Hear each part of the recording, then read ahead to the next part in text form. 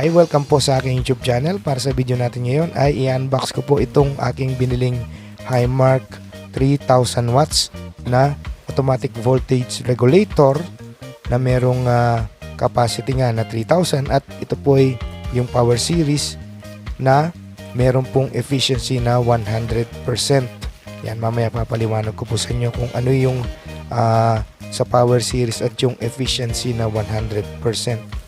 At ito po ay nabili ko lang ng 4,150 dahil gumamit tayo ng mahiwagang bigating voucher ni Shopee at ito po ay nagkakahalaga ng 4,500 to 5,000 pesos kung yung bibilhin sa ibang mga stores, at nakachempo lang tayo ng store na tumatanggap ng bigating voucher o yung less 500 pesos dun sa kanyang amount. So nakamura na po tayo dito at ito po, maganda naman yung packaging niya. At kung balak mong bumili ay panoorin nyo po itong video na ito kasi kailangan nyo po yung mga ganitong klase ng regulator, lalong lalo na kung mahina yung voltage sa lugar ninyo or mahina yung kuryente, para mas madali nyong maintindihan. Pero yung mas tamang term dyan ay low voltage. Yan, kasi pag low voltage may tendency po na masira yung ating mga appliances tulad ng mga ref, yung ating mga speakers, amplifiers, at yung ating iba't ibang mga high powered na mga appliances. Dati kung matatandaan ninyo yung mga lumang TV, yung CRT, kapag low voltage ay lumiliit yung mga tao. Ngayon sa mga electric fan naman, pag low voltage ay mahina yung ikot. So ito po yung kailangan ninyo. Hindi naman yung 3,000 watts yung bibilhin ninyo. Depende po yan kung ilang watts yung appliances ninyo. Yung computation dyan, yung naalala ko ay times 3 kung high power, tulad nga nung isang aircon, yung aircon namin 1,000 watts. So sakto na to, kaya binili ko itong times 3 yung para sa 1 horsepower, na air condition. So times 3, ayan, sakto na po itong ating 3,000 watts na power series na merong 100% efficiency. So yung iba na model niya, yung ibang lineup na hindi power series, 80% lang po yung efficiency niya. Sa halimbawa, sa 1,000 watts ay bali 800 watts lang po yung capacity niya.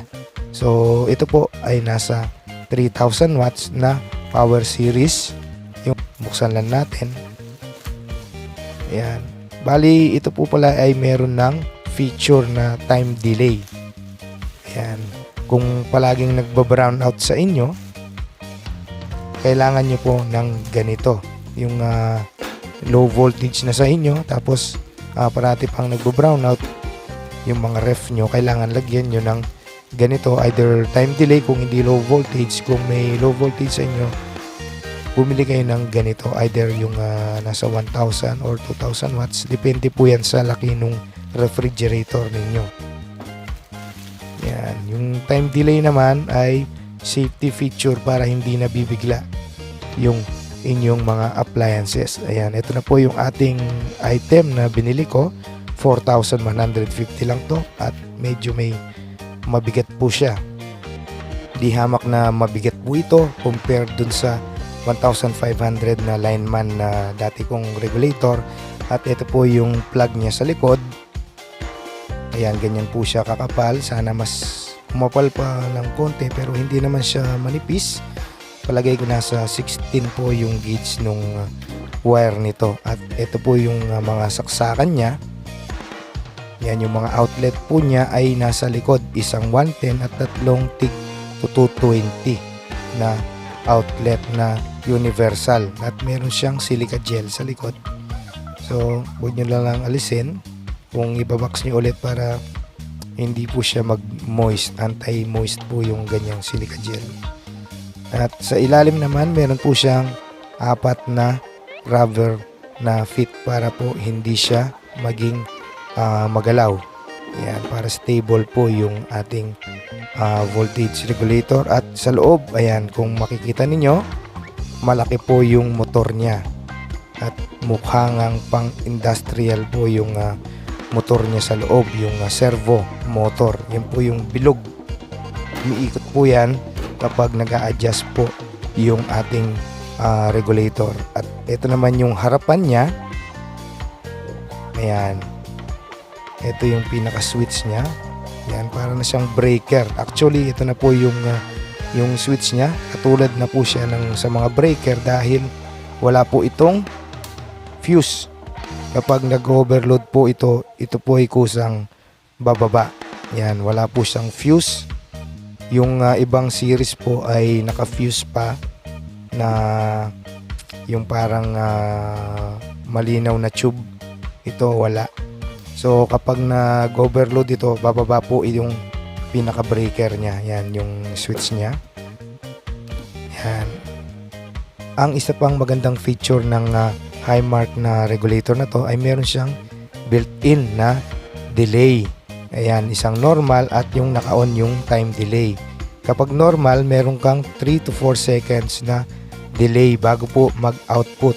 Ayan, kung nakita po nyo, hindi po agad pumalo yung metro ng ating output voltage dahil po dun sa delay. Merong 3 to 4 seconds na delay. Ngayon, kapag naka-on naman yung time delay, ay meron siyang 3 minutes na delay.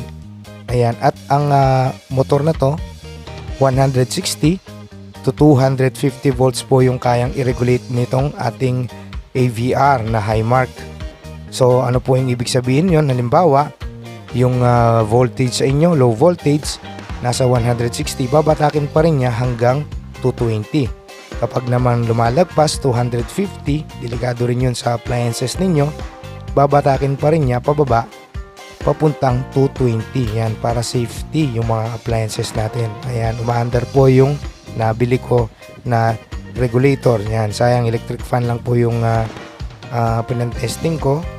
Madalian lang at kasi okay pa yung voltage sa amin, lalong lalo na kapag umaga, pag maaga pa. Yan, pag medyo gabi, doon po medyo humihina yung voltage sa lugar namin.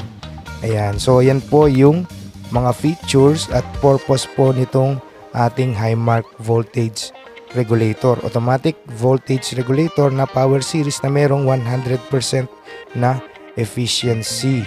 Marami pong salamat sa panonood ng aking video. Kung bago ko pa lang sa aking YouTube channel, huwag niyo pong kalilimutang mag-subscribe at kung meron po kayong katanungan, i-post niyo lang po sa ating comment section.